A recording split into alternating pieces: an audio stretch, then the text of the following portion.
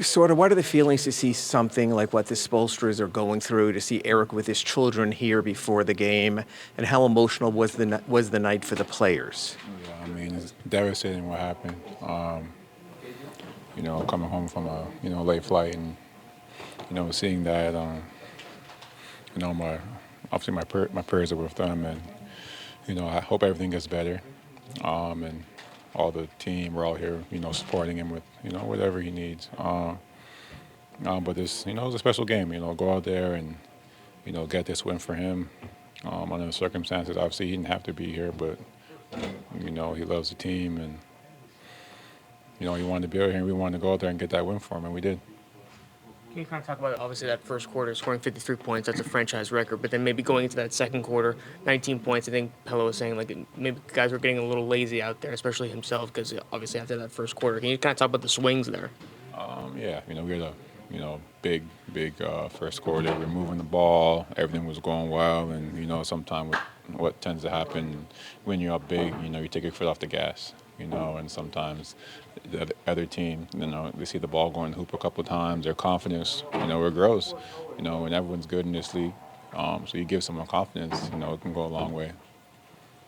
Appreciate it. What did happen on that play? Can you take us through, and what were your thoughts immediately? Man, I was trying to get 10 assists, and then I rolled my ankle. That's what happened. I'm just kidding. But actually, that's what happened. How much discomfort is there now? It's all right. I've had worse, so yeah, I'll be all right. So you're feeling, obviously, you don't know until the next day with a lot of these things. But right now, you're cautiously optimistic about being able to play? I'm pretty optimistic, but, I mean, you said it, you really only know the next day. I've had plenty of times where, I've rolled an ankle, it felt fine the next day. It hasn't. You really just don't know until tomorrow, so. For a regular season game, this had to have a lot more meaning for you guys, knowing what Coach went through, the fact that he decided to come to work, sort of. How important was it for you guys to persevere and get him the W on a night like this? I mean, first of all, I just want to say how inspiring it was to just see him be out here. You would have never known anything tragic happened today. He took it like a regular day. First thing he said to us was, appreciate all the wishes. Most important thing is that, his kids and his family were all okay. And the fact that he came here with a smile on his face and excited to coach us as if nothing happened, I mean, that just goes to show what kind of person he is. Material things don't really matter. It's what, the people who you surround yourself with. And, I mean, it was just so inspiring to see him here, and we thank him for being that leader for us in this locker room. And, we really want to get that win for him. You went for the sweep-through move early in the game, and then Tyler seemed to be in your ear about it, and you went and got it correctly the next time. Just how much has he been helpful, I guess, on the sidelines so far this season? He's been extremely helpful. He's really good at drawing those fouls in that way. So any tip that I can get from him, I'm always taking, and he's always in my ear telling me, before the game, he asked me how many times we're going to get to the line, just knowing playing downhill, and, that's how score points is getting to that foul line. Appreciate it. Pelle, obviously this was a different emotional feel. How did it feel in the locker room knowing what Coach had gone through, and how satisfying is it that on a day he chose to work, you were able to ultimately come through with the victory?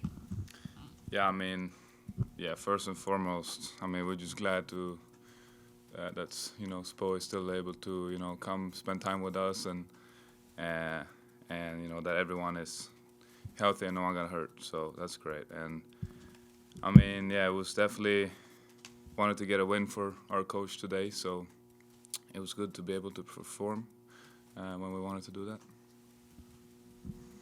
Pelle, you've obviously thrived as a starter. What's easier about starting than coming off the bench? Is there anything for you? No, I think, I'm just playing more minutes, so getting more opportunities and trying to show what I can do with those opportunities. Was the difference between all the points in the first quarter and then the lull in the second, how much of that was make or miss, or did anything within the offense kind of get gunked up in the second? No, I think we just got a little bit spoiled making so many shots, to be honest. Like, we started not working as hard for our offense, and it's just maybe getting too standstill at times, settling. But I think we did a better job, that second half of playing some defense and actually getting some stops. And that's how you close out the game. But yeah, definitely got a little bit lazy after that. Crazy first quarter. Norm, obviously, I won't have to think it would be an emotional night for Spo, for sure, coming off of what happened with him. Can you kind of talk about, from a player perspective, what you saw from him coming into this game, kind of willing the team to win here? A lot of positivity, honestly. Situations like that, it's really bad, but, it's out of your control, and I think he's a guy that really focuses on the mental side of things, being locked in, focusing on what we can control, being in the present moment. So when I saw him before my little warm up and stuff in the weight room, he came and thanks because sent him a text. Everybody did, checking on him, and he was smiling, and he said the Spoelstras are very resilient, and I told him I know. So, he's a guy that been through adversity, he's been hit with things that he can't control, and he said everything that he lost he can replace. The most important thing is the family's good. So.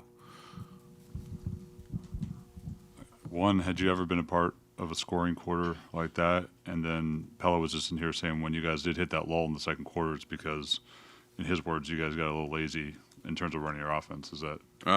It's been a minute since having a quarter like that. 11 years here in the league. You definitely had some good offensive quarter bursts and things like that from guys individually or collectively as a team. But I definitely agree. We got up really big, and I think we kind of went away from our principles offensively, thinking we can get whatever we want on the team. And then defensively, since we're up big, you kind of lax and you only focus on the offense, right? Because everybody's playing well, the ball's going in, so everybody wants to be a part of the action. So I think we took our foot off the gas and our focus off of our defensive principles and allowed them to get going, feel good, and get themselves into the game.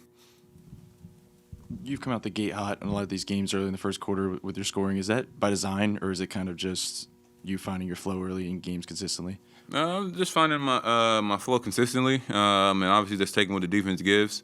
I'm just being aggressive, and ball's going in. But my focus is just making the right reads and plays on what the defense is giving me, and taking those shots, trusting my work, and I'm going to continue to do that. I think it gets us going, it gets us feeling good. When I'm aggressive like that, gets guys to find their spots, and then the defense starts keying in on me, not helping, and it opens up the driving lanes in our offense for other guys to create offensively. Can you just kind of talk about how maybe the offense is a little different when Bam is not there on the floor? Obviously, he's kind of willing guys and setting up guys. Is it a little different, and was there kind of adapting to that? Yeah, I think it balances us out a little bit more having Bam on the floor because he's so versatile. We can give him the ball at top of the key. He can attack. He can make plays for other. He can be in the corner. You can put him in different spots. Kind of when he's out, we're kind of in that 5 out, 4 outs kind of offense, and it takes more body movement, ball movement for us to find openings and gaps to drive. But the principles are the same. But obviously, when you have a versatile big like that, you can post them up and still play out of that. You can have them in the corner up top, like I said, especially in transition. So it's just a different feel. But guys stepping up, guys moving around. I thought we did a great job offensively, adjusting to that. And I thought we were playing a little bit faster too. Coach, a franchise record, obviously, in the first quarter with 53 points, but then obviously the second quarter is 19 and closing it out strong. Can you just kind of talk about the shifts in this game that kind of led to the strong quarter at the end? Yeah, I loved, obviously, the offense in the first quarter. That's only going to get better. I'm not saying we're going to score, 50, but guys are gaining confidence. They're understanding what we're trying to do. It can ignite fast. But I had to be, the buzzkill, after the first quarter, saying, "Hey, we gave up 33," and I'm sure they're rolling their eyes, and but then we thought that it would be easy, and then they started to go on a roll, and I think they went on a 31-10 run, but we'd never really established our defensive game, to start. We just were, caught fire in that first quarter. But in the second half, it was much better. Held them under 40%. The efforts were better. Guys were challenging in the paint, containing off the dribble, making multiple efforts. That was much, much better defensively. And then the offense, it can, like I said, it can. I just think that's going to get better and better as the season goes on. The emotion of the night, just what was it like to be out there? I know you talk about compartmentalizing, put everything aside, but it would seem like on a night like that, that would be hard to do. Yeah, what are you trying to get me emotional right now? There are a lot of emotions. Look, I'm human, like anybody. I've been so busy and managing everything with my kids, and then also preparing, for the game. But I just told Quinny, just hit me, right now after the game. I just want to go home, I want to.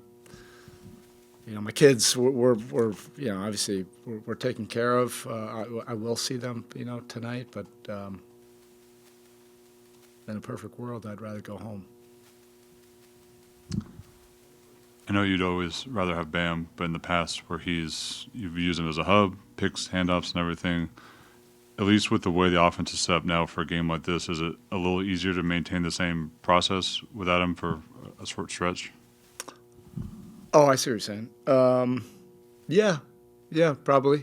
There's a lot more habits where we don't have to change necessarily what we're doing. Yeah. But I think even, what we're doing, I think it just really complements Bam's versatility even more so.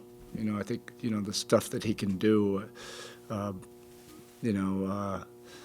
the catch or off closeouts, in random situations, I think just fits his game perfectly.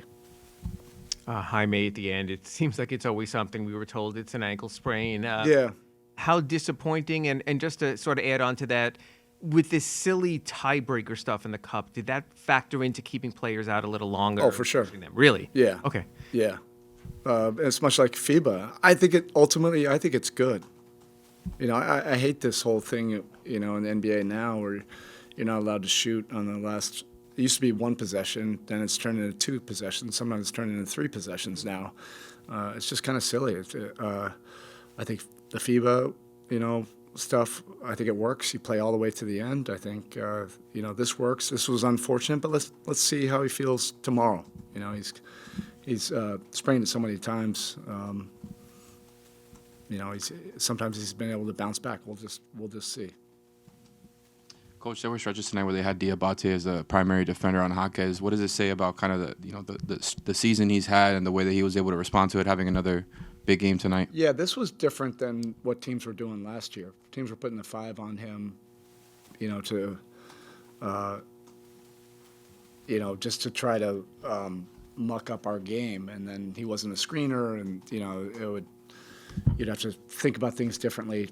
Tonight was different. They were putting their better defender on him, which was a sign of respect. But I thought he handled that well. And he just continues to be in control, downhill, relentless guy. Now that he understands where his outlets are, he can be aggressive. He can challenge 1-2 guys, but you got to keep the defense honest and kick it out. Enough times where they feel that, and I think he's been making really good progress with that. Coach, you had a good view line of it from the bench there, but more impressive to you, the move Jaime made to get to the rim or the slam to finish it there early in the fourth quarter? You seem really fired up about it. No, I think all of it. Look, he's fearless. So he's going to make, he's going to make you put your body in front of him. And then he's probably going to make another help defender put your body in front of him. That type of fearlessness he had from day one. Now I see more thought behind it. And again, he doesn't have to, be Jason Kidd out there.